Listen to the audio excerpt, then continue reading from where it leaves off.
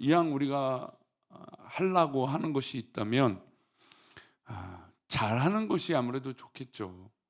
못하는 것보다는 낫지 않겠습니까? 물론 실수하고 넘어지고 못할 수도 있지만, 그러나 열심을 내지 않고 최선을 다하지 않고 그냥 어떤 시도도 해보지 않고 나는 원래 안 되는 사람이야, 해봤자 무슨 소용이야, 이렇게 절망하거나 포기한다면 더 나아진 결과를 얻을 수는 없을 것입니다. 어제 이제 체가온이라고 하는 이제 지난 동계 올림픽 때 하프파이프라고 하는 이제 스노보드를 타고 메달을 땄던 선수의 인터뷰를 본 적이 있습니다. 이미 손가락은 골절돼 있었고 자기가 인지 못했었지만, 그리고 넘어지면서 많은 이 고통이 뒤따르고 있었습니다. 그래서 두 번째 시도까지 잘 못하고 넘어졌는데 이걸 포기할까? 막 그런 생각도 들었다고 하더라고요. 근데 이제 한편에 내가 포기하지 말고 여태까지 한 노력이 있는데, 내가 여태까지 한 것이 있는데 그래도 끝까지 한번 해보자. 사실 이제 이 결과를 이제 금메달이 나왔지만 사실 그럴 이 몸 상태나 이게 컨디션이 그게 따르지 않았다고 얘기합니다. 근데 그럼에도 내가 끝까지 한번 해봐야겠다. 여태까지 훈련한 게 아까워서라도 내가 한번 매달려 보자라고 하는 마음으로 마지막을 극적으로 정말 잘 타게 되어서 금메달을 땄다라고 하는 인터뷰를 보게 되었습니다. 그렇습니다. 우리가 적어도 신앙의 삶을 사는데 우리 앞에 어떤 문제와 아니면 우리가 해결해야 될 것과 우리가 노력해야 될 것들이 아마 있을 겁니다. 그런데 이것들을 나는 원래 안 돼, 이거 해봤자 얼마나 되겠어라고 포기한다면 우리가 거기서 더 나아지는 하나님의 인도하심을 경험할 수는 없을 것입니다. 그럼에도 불구하고 하나님 앞에 매달리고, 하나님, 내가 어떻게든 이 일들을 이루고 싶습니다. 하나님 앞에 매달린다면 하나님 우리를 절대로 버리지 아니하실 것이죠. 그런 모습이 바로 신앙의 모습이어야 되고, 또 그런 모습이 바로 기도하는 모습이 되어야 할 것입니다. 주님께서 오늘 우리들에게 이 기도하는 것과 그 믿음이 무엇인가, 그 기도를 향한 그 믿음의 자세가 무엇인가, 또 믿음이 있다면 우리가 어떻게 기도해야 되는가라고 하는 것을 비유로 말씀해 주고 계십니다. 우리 1절 말씀을 다시 읽어보겠습니다. 예수께서 그들에게 항상 기도하고 낙심하지 말아야 할 것을 비유로 말씀하여, 그들에게 항상 기도하고 낙심하지 말아야 될 것이 바로 이 예수님의 비유의 목적입니다. 그러니까 우리가 늘 기도해야 된다라는 것이죠. 그런데 늘 기도하는 대로 될까요? 안 될 때도 있겠죠. 또 하나님의 때가 있고 하나님 뜻이 있으니까. 근데 그렇게 항상 기도하는데 내 마음에 낙심하지 말아야 될 그 이유, 또 그런 모습이 무엇인지 이 비유를 통해서 말씀하시는 것입니다. 그래서 이 비유를 통해서 어떤 비유를 말씀하시냐면 두 사람의 관계에 대해서 얘기를 하고 계세요. 한 사람은 재판장이고 또 한 사람은 과부입니다. 2절과 3절입니다. 함께 읽겠습니다. 이르시되 어떤 도시에 하나님을 두려워하지 않고 사람을 무시하는 한 재판장이 있는데, 그 도시에 한 과부가 있어 자주 그에게 가서 내 원수에 대한 나의 원한을 풀어주소서 하되, 이 한 사람은 하나님을 두려워하지 않는 사람이었습니다. 하나님을 두려워하지 않는 사람이, 그리고 또 사람도 무시했던 사람이에요. 그러니까 어떤 이유로 자신이 이 권력이 있어서, 아니면 재판장이라고 하는 이유로 그럴 수도 있겠죠. 여러 가지 모습으로 왜 이렇게 하는지 상상할 수 있는 부분입니다. 근데 그 사람이 어떤 직업입니까? 재판장이라고 하는 직업을 갖고 있습니다.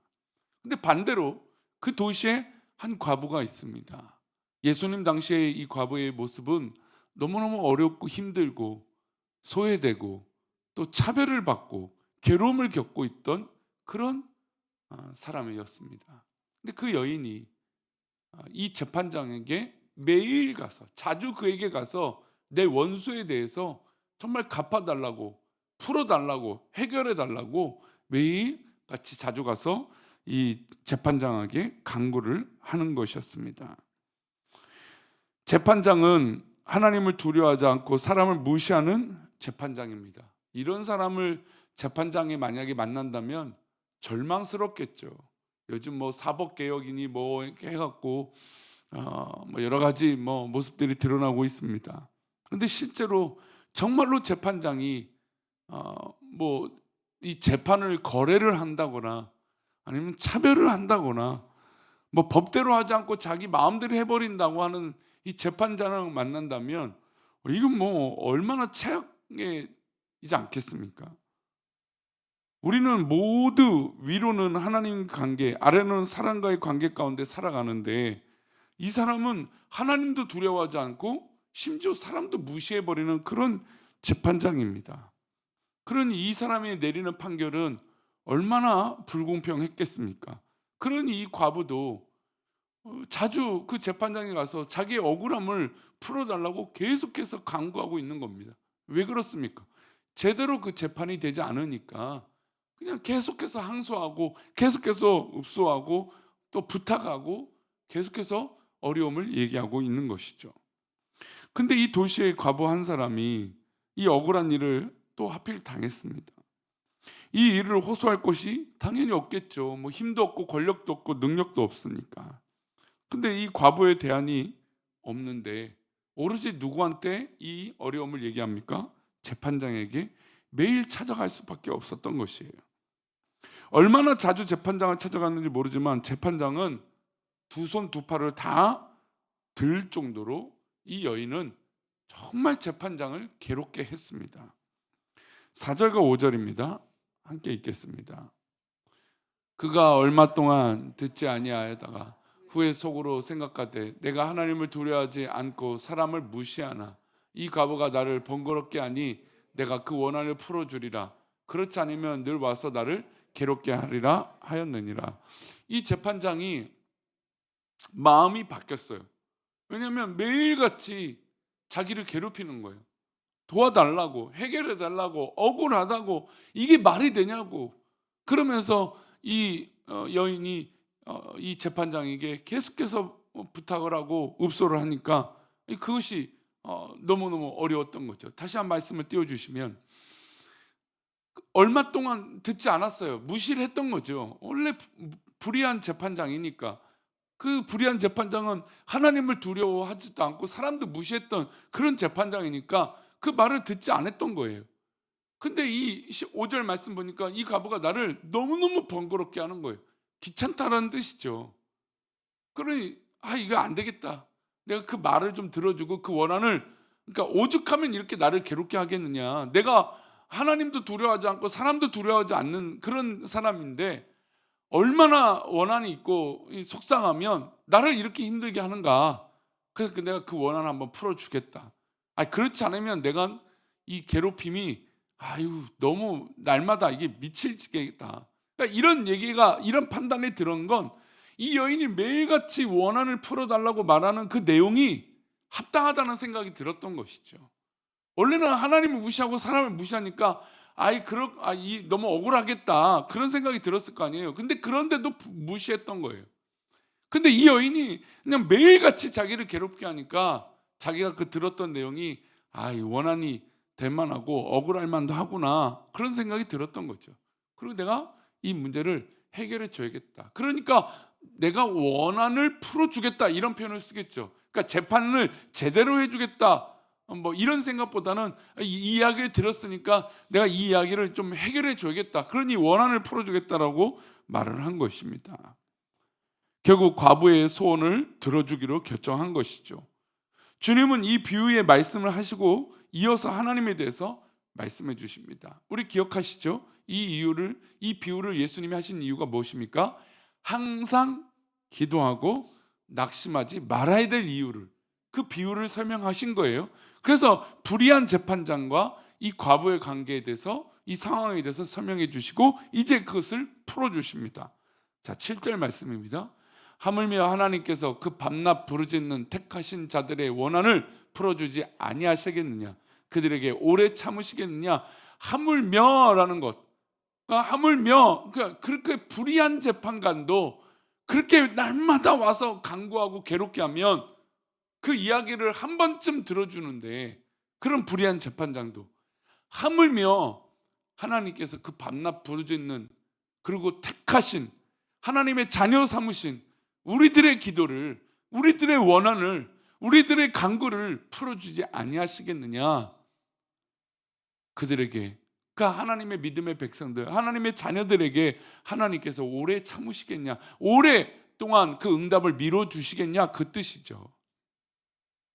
하나님을 두려워하지 않고 사람을 무시하는 이 불의한 재판장이 자신의 귀찮음 때문에라도 그 재판을 들어주는데, 하물며 믿음의 백성, 핏값으로 사랑하신 그 믿음의 백성, 하나님의 자녀 삼으신 하나님의 백성들의 그 기도를 들어주시지 않겠느냐, 예수님이 설명하신 것이에요. 그러면서 또 한 가지, 항상 기도하고 낙심하지 말아야 될 것, 그건 결국 하나님이 오래 참지 않으시고 오래 기다리지 않게 그 날마다 간구하는 그 기도를, 그 날마다 기도는 어떤 기도예요? 항상 기도하는 거죠. 여러분, 우리가 항상 기도하는 제목들이 뭡니까? 우리가 가장 시급한 문제잖아요. 가장 억울한 문제이고 가장 속상한 문제잖아요. 그러니까 그 문제를 항상 기도하는데, 그 기도를 하나님이 들어주시는데, 그런데 그 들어주신 그 기도를 우리가 어떠한 자세로 있어야 될지 또한 이어서 설명해 주십니다. 그것이 8절이죠. 함께 읽겠습니다. 내가 너에게 이르노니 속히 그 원한을 풀어주리이나 그러나 인자가 올 때 세상에서 믿음을 보겠느냐 하시느냐.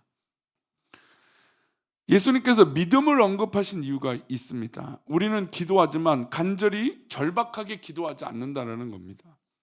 과부도 재판장이 악한 것을 알았을 것입니다. 왜요? 자기가 그렇게 날마다 그 재판장의 마음을 괴롭게 하고 귀찮게 하는데, 듣는 둥 마는 둥 사람을 무시하니까, 하나님도 두려워하지 않으니까 이 과부가 얼마나 이 재판장이 불의한지를 알았을 것입니다. 하지만 다른 방법이 있습니까? 없습니까? 다른 방법이 이 여인에게 없었던 거예요. 가난하고 어렵고 뇌물을 줄 것도 없고, 왜냐면 불의하니까 뇌물이라도 줘야 되는데 그럴 것도 없는 거예요. 결국 과부는 매일 절박하게 재판장에게 매달려야 됐습니다.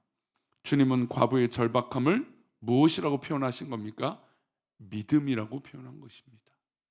자, 그러면 다시 이 본문을 시작했던 항상 기도하고 낙심하지 말 것, 여러분, 그것은 바로 항상 믿음으로 기도하는 것입니다. 우리의 기도 제목, 우리의 간절한 것, 우리의 정말 하나님 앞에 바라고 원하는 것, 이것이 해결되기를 바라는 것, 응답되기를 바라는 것, 그것이 있다면 항상 기도하고 믿음으로 기도하라는 것입니다. 불의한 재판장도 그것을 들어주는데 하물며 우리 하나님이 안 들어주시겠습니까? 이 시대에, 또 이 어려운 시국에, 또 우리를 괴롭게 하는 그 악한 이 모든 환경들 가운데 우리가 항상 믿음으로 기도한다면 하나님께서 하물며가 아니라 우리를 사랑하시게 응답하여 주실 줄 믿습니다. 그런 기도가 우리 가운데 있어 우리 믿음의 삶이, 영적인 삶이 풍성해지시기를 축원합니다. 기도합니다. 하나님 아버지, 우리가 기도하는 것은 우리 하나님께서 분명 우리에게 가운데 응답하실 것을 믿기 때문입니다. 그러니 우리가 포기하거나 낙심하는 것이 아니라 항상 믿음으로 간구하여 응답받는 그 은혜를 누리게 하여 주옵소서. 우리들에게 그런 은혜를, 그런 기쁨을, 그런 응답의 시간을 허락하여 주실 것을 믿사옵고 거룩하신 예수 그리스도 이름으로 기도 올려옵나이다. 아멘.